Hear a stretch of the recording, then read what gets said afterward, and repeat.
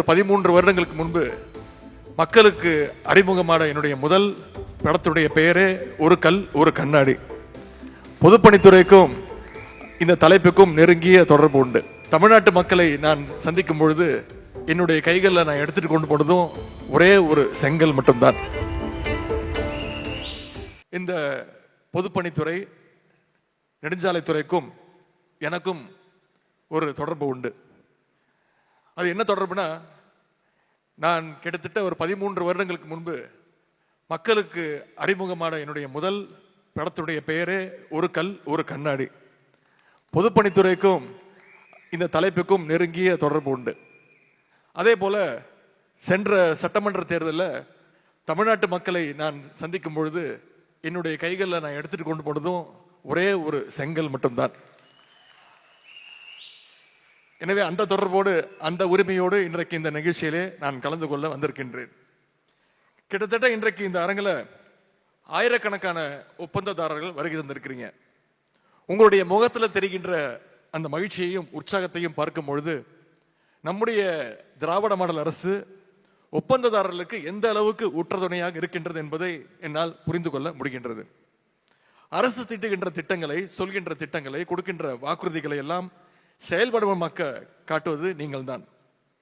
பேப்பர்ல வரைபடமாக இருக்கும் திட்டங்களை இன்றைக்கு சாலைகளாக, மேம்பாலங்களாக, உயர்ந்த கட்டிடங்களாக மாற்றி காட்டுபவர்கள் நீங்கள் தான். உங்களை போன்ற எண்ணற்ற ஒப்பந்ததாரர்களுடைய உழைப்பால் தான் இன்றைக்கு இந்தியாவிலேயே அதிநவீன இன்ஃப்ராஸ்ட்ரக்சர் கொண்ட முதல் மாநிலமாக இன்றைக்கு நம்முடைய தமிழ்நாடு விளங்கி கொண்டிருக்கிறது.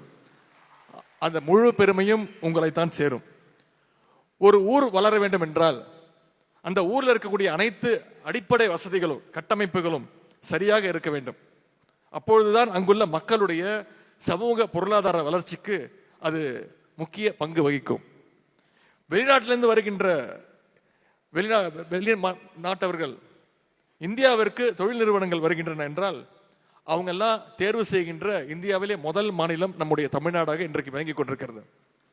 ஏனென்றால் ஈஸ் ஆஃப் டூயிங் பிசினஸ், அது மட்டுமல்ல, இன்ஃப்ராஸ்ட்ரக்சர் ஃபெசிலிட்டி மற்றும் ரோடு கனெக்டிவிட்டியிலும் இன்றைக்கு தமிழ்நாடு தான் இந்தியாவுக்கே வழிகாட்டி கொண்டிருக்கிறது. இன்னைக்கு இந்தியாவிலே நம்பர் 1 ஸ்டேட் நம்முடைய தமிழ்நாடாக விளங்கி கொண்டிருக்கிறது. முந்தைய ஆட்சியாளர் காலத்தில் 10 ஆண்டு கால ஆட்சியில் ஒப்பந்ததாரர்களுக்கு பல்வேறு சிக்கல்கள் இருந்தது. இங்கே உங்களுடைய அமைச்சர் பேசும்போது குறிப்பிட்டு சொன்னார். ஆனால் நம்முடைய மாண்பு முதலமைச்சர் அவர்கள் தலைமையிலான திராவிட மாடல் அரசு அமைந்த பிறகு ஒப்பந்ததாரர்களுக்கு ஒரு பொற்காலம் என்ற பல்வேறு திட்டங்களை நம்முடைய முதலமைச்சர் அவர்கள், நம்முடைய திராவிட மாடல் அரசு உங்களுக்கு இன்றைக்கு வழங்கி இருக்கின்றது. குறிப்பாக 2021 வரை தமிழ்நாட்டில் சுமார் 1074 நெடுஞ்சாலை ஒப்பந்ததாரர்கள் மட்டுமே பதிவு செஞ்சிருந்தாங்க. ஆனால் நம்முடைய அரசு அமைஞ்ச பிறகு ஒப்பந்ததாரர்கள் பதிவு செய்வதற்கான அந்த வழிமுறை எளிமையாக்கப்பட்டதுனால இந்த 4 வருடங்கள்ல மட்டும் 1300 புதிய கான்ட்ராக்டர்ஸ் பதிவு செஞ்சிருக்கிறாங்க.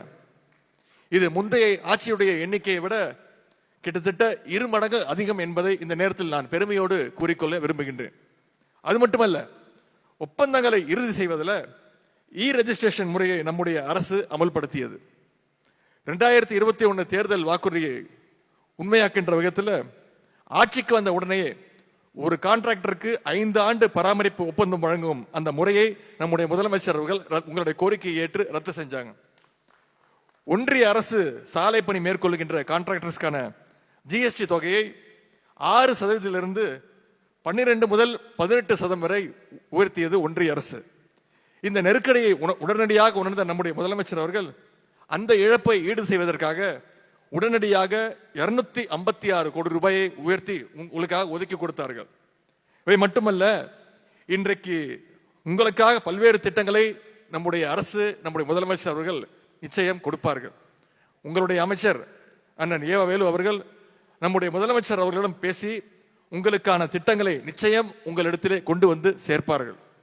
நீங்கள் தமிழ்நாட்டுக்காக போடுகின்ற சாலைகளும் எழுப்புகின்ற கட்டடங்களும் தான் தமிழ்நாட்டுடைய வளர்ச்சிக்கான ரோடு மேப் என்று சொல்வதில் மிகையல்ல. இந்த அரசு என்றைக்கும் உங்களுக்கு பக்கபலமாக இருக்கும். உங்களுடைய கைகோர்த்து தமிழ்நாட்டை இன்னும் பல உயரங்களுக்கு நிச்சயம் கொண்டு செல்வார் நம்முடைய முதலமைச்சர் அவர்கள்.